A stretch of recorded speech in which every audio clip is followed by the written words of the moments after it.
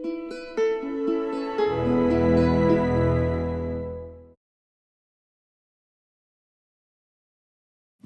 Friends, welcome to ज्ञान गीता। मेरी channel में आप लोगों का स्वागत है। फ्रेंड्स, आप मेरे टेम्पेस्ट सीरीज के वीडियो देख रहे हैं। मैंने टेम्पेस्ट के राइटर, कैरेक्टर, एक्ट 1 और एक्ट 2 के वीडियोस ऑलरेडी अपलोड कर दिए हैं और मैं आपको ये वीडियो देखने से पहले ये सजेस्ट करूंगी कि आप वो मेरे वीडियोस ज़रूर देखें, क्योंकि एक्ट 1 और एक्ट 2 के जाने बिना, इसके कैरेक्टर को जाने बिना आप टेम्पेस्ट को नहीं समझ पाएंगे। तो प्लीज़ अगर आप मेरी चैनल में नए हैं तो मेरी चैनल को सब्सक्राइब कीजिए और मेरे एक्ट 1 एक्ट 2 के वीडियोस ज़रूर देखें। उसकी लिंक मैंने डिस्क्रिप्शन में दी हुई है, तो आप उसको ज़रूर देखिएगा और मेरी चैनल को सब्सक्राइब कीजिएगा। चलिए अब जानते हैं एक्ट 3 के बारे में।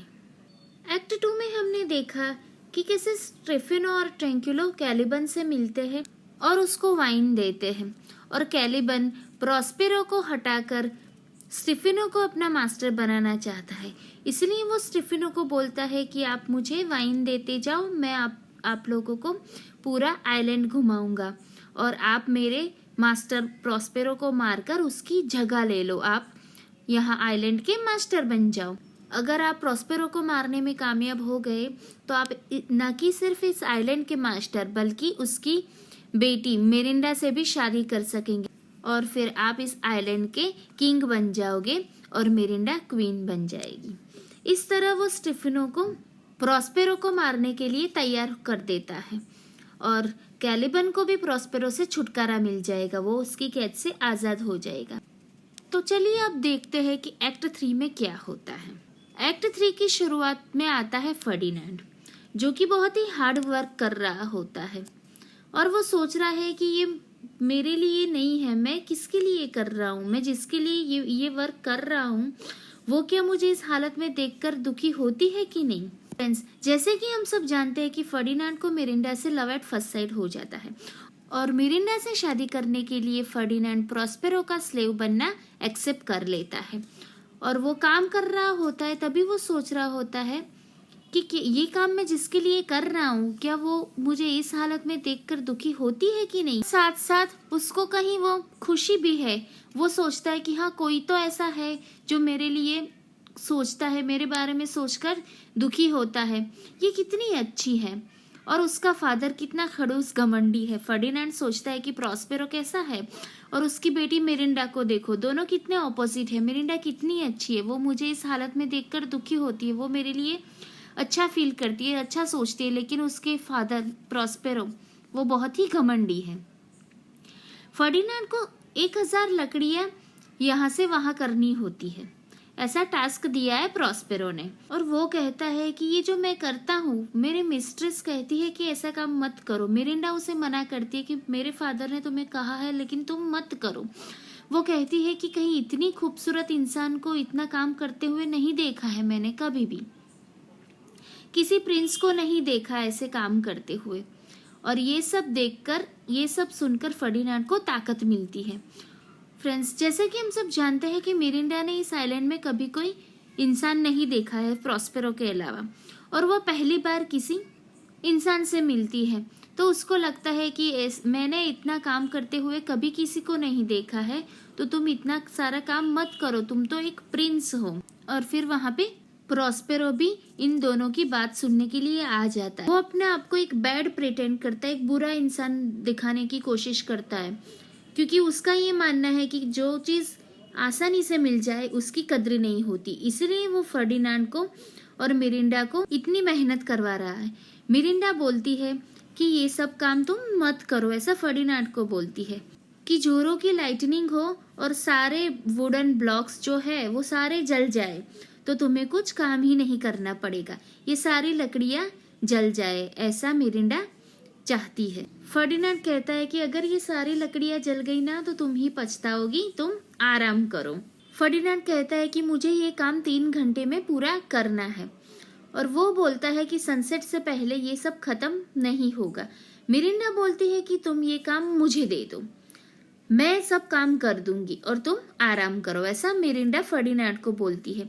फर्डिनेंड कहता है कि 3 घंटे में मुझे ये सब खत्म करना है, लेकिन मुझे नहीं लगता कि ये सनसेट से पहले खत्म होगा। और तो मिरिंडा कहती है कि मैं तुम्हारी हेल्प करती हूँ, एक काम करती हूँ, मैं ही सब काम कर देती हूँ, तुम आराम करो। तो वो बोलता है कि ऐसा तो मैं इस जन्म में नहीं होने दूंगा, मैं तुम्हें काम करते हुए नहीं देख सकता मिरिंडा, मैं तुम्हें कोई काम नहीं करने दूंगा, ऐसा फर्डिनेंड मिरिंडा को बोलता है।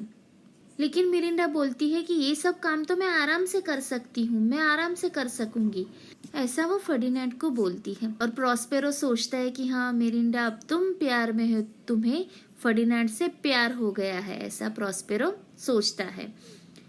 और प्रॉस्पेरो का प्लान कामयाब हो जाता है। मिरिंडा कहती है फर्डिनेंड से कि तुम थके हुए हो तो तुम आराम करो। तो फर्डिनेंड कहता है कि ये सब सुन के मैं बहुत खुश हूँ और अगर तुम मेरे आसपास होती हो तो मुझे बहुत खुशी मिलती है, लेकिन अभी तक तुमने मुझे अपना नाम नहीं बताया, तो प्लीज़ मुझे अपना नाम बताओ ताकि मैं तुम्हारे नाम की प्रेयर कर सकूं। मिरिंडा बोलती है कि मेरा नाम मिरिंडा है। फ्रेंड्स, अब तक फर्डिनेंड को मिरिंडा का नाम भी पता नहीं था, तो अब वो मिरिंडा का नाम जानने की कोशिश करता है। लेकिन प्रॉस्पेरो ने मिरिंडा को मना कि तुम किसी को अपना नाम मत बताना, लेकिन मिरिंडा फर्डिनेंड को अपना नाम बता देती है। बोलती है कि मेरे फादर मुझे माफ कर दो, मैंने अपना बता दिया, हालांकि आपने मुझे मना किया था मेरा नाम बताने से, लेकिन फिर भी मैंने अपना नाम बता दिया, तो आप मुझे माफ कर दो। ऐसे वो अपने फादर को याद कर कर उनसे माफी मांगती है। फ्रेंड्स, मिरिंडा का मतलब होता है टू बी एडमायर्ड। तो फर्डिनेंड बोलता है कि मैंने कई वुमन को देखा, उनमें कई क्वालिटी होती है, उनकी अच्छाई में बुराई भी छिप जाती है, पर तुम तो परफेक्ट हो, ऐसा फर्डिनेंड मिरिंडा से बोलता है। फिर मिरिंडा कहती है कि मैंने कोई वुमन को नहीं देखा है, क्योंकि मिरिंडा तो आइलैंड में अकेली ही वुमन थी, उसने तो इस आइलैंड पे कभी किसी को देखा ही नहीं था स्पिरिट्स के अलावा। तो वो बोलती है कि मैंने तो कभी कोई वुमन को नहीं देखा है, तो मुझे ये चीज़ कैसे मालूम पड़ेगी, इसलिए मुझे कुछ नहीं पता है वुमन की क्वालिटी के बारे में, और ना ही मैं किसी से मिली हूँ। मेरे पापा और तुम्हारे सिवा मैं किसी इंसान से नहीं मिली हूँ, इसलिए मैं इसके बारे में कुछ नहीं जानती। और फिर वो बोलती है लेकिन मैं कसम खा के कहती हूँ कि मुझे तुम्हारे अलावा और कोई कंपेनियन नहीं चाहिए। मिरिंडा फर्डिनेंड से कहती है कि मैं किसी इंसान से नहीं मिली हूँ, लेकिन मुझे सिर्फ तुम ही एज ए कंपेनियन चाहिए, मुझे कोई और नहीं चाहिए। वो आगे बताती है कि मेरे पापा बहुत बोलते हैं और मैं भी बहुत बोलती हूँ, तुम क्या मुझे टॉलरेट कर पाओगे, तुम मुझे झेल पाओगे, ऐसा मिरिंडा फर्डिनेंड को बोलती है।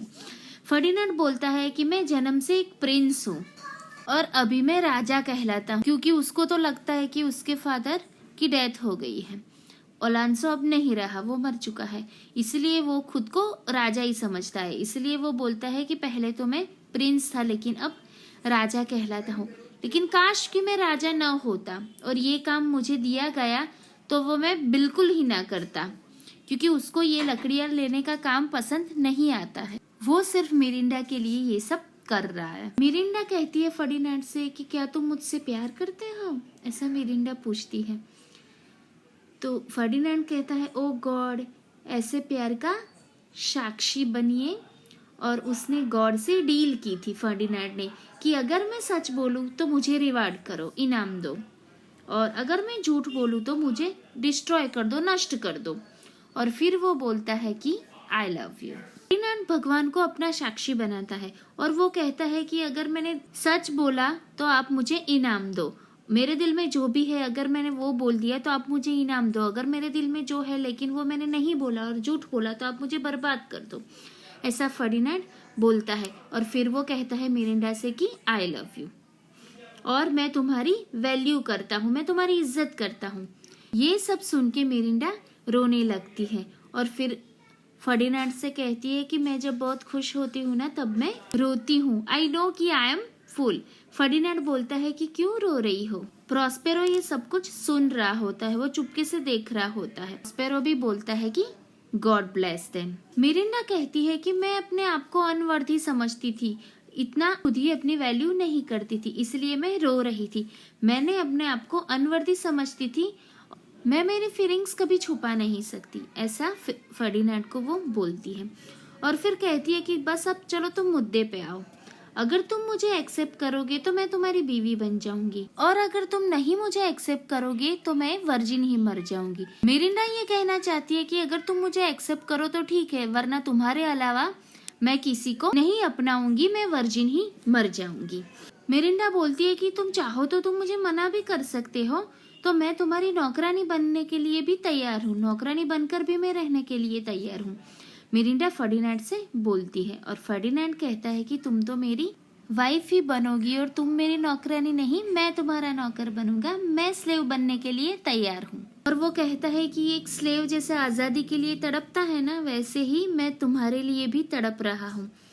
तुम मेरा हाथ पकड़ो और अब मेरा दिल भी तुम्हारे पास है, और फिर अब मैं तुम्हें आधे घंटे में मिलूंगी, ऐसा मिरिंडा बोलती है। दोनों बिल्कुल ऑपोजिट डायरेक्शन में बिछड़ जाते हैं और प्रॉस्पेरो बहुत ही खुश होता है, क्योंकि फ्रेंड्स इसका तो प्लान था फर्डिनेंड और मिरिंडा को मिलाने का, और वो उसमें कामयाब हो जाता है, इसलिए वो बहुत खुश है।